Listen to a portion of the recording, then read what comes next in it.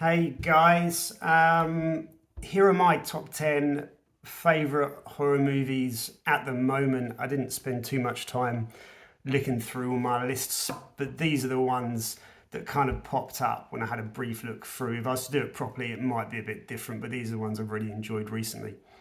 Okay, I'm going to start off with Revenge from 2017. This is a really fun movie.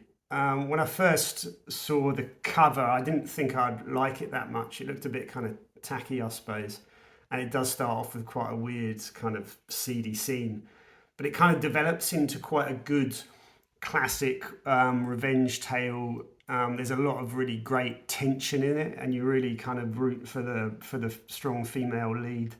And it's just a really good movie. It's an action movie. I don't really like action movies that much, but this one was great fun. Yeah. So that was Revenge.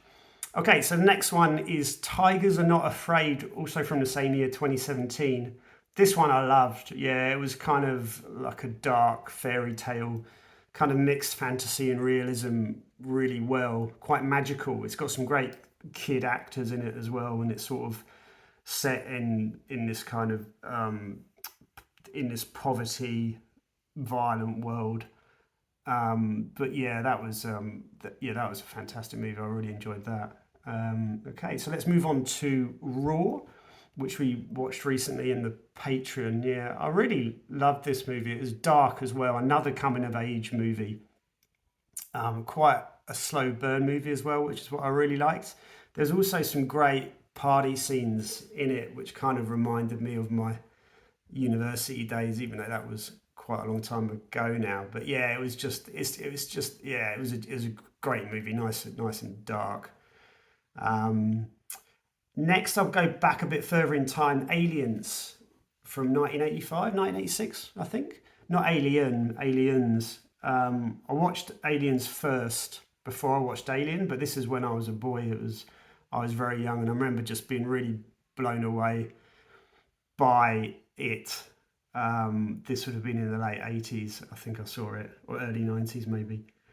I do like sci-fis and I do like slow burns, and it's another dark movie as well. I just found, and I did actually watch Alien not long after. I found this one a bit easier to watch at that time, and it's got some quite good memories for me, I suppose. But yeah, it's a fantastic movie. I love Aliens. Okay, and then we'll move on to another movie from 2017. This is November, which Emma recommended in a video a year or two ago. It's an Estonian movie, and it's really cool. It's weird, but in a good way. The whole thing's in black and white. It's a fairy tale, um, filled with a lot of dark humor. It's quite bleak. And they're these really weird machines that are lifelike. They come to life and sort of attack people, I think, or help people. But yeah, it's a magical kind of a movie. It's a bit weird, but it's fantastic. It really is. Now I move on to The Devil's Candy from 2015. This was a good movie. It made me feel very uncomfortable right from the start. There's something not quite right about what's going on, you're kind of observing the guy's madness as it develops. It's very, yeah, uncomfortable. There's not much of any gore that I can remember, but yeah, it's more about the sort of psychological sort of fear about what might happen and then what does happen. It is quite actually terrifying. It's a really well made movie. Yeah, it's good. I've got Saint Maud on this list, which I thought was fantastic. I can kind of relate to it because it's sort of set in a depressing English seaside town, and obviously the culture around that I can relate to too, which is why I particularly liked it. But it's just a very well made movie, and I did like the main lead Maud, and I like the way the whole movie is kind of portrayed through her and the way she kind of see things, and that's how she kind of justifies her actions. Okay, so let's move on to the act of. Oh no, let's talk about A Girl Walks Home Alone at Night. That's a good movie.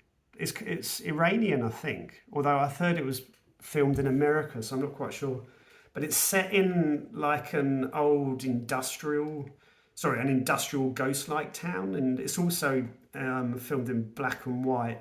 It's quite a dreamy, slow-paced vampire movie, and the main lead, the female vampire, goes out and sort of stalks her victims that are usually involved in the criminal underworld.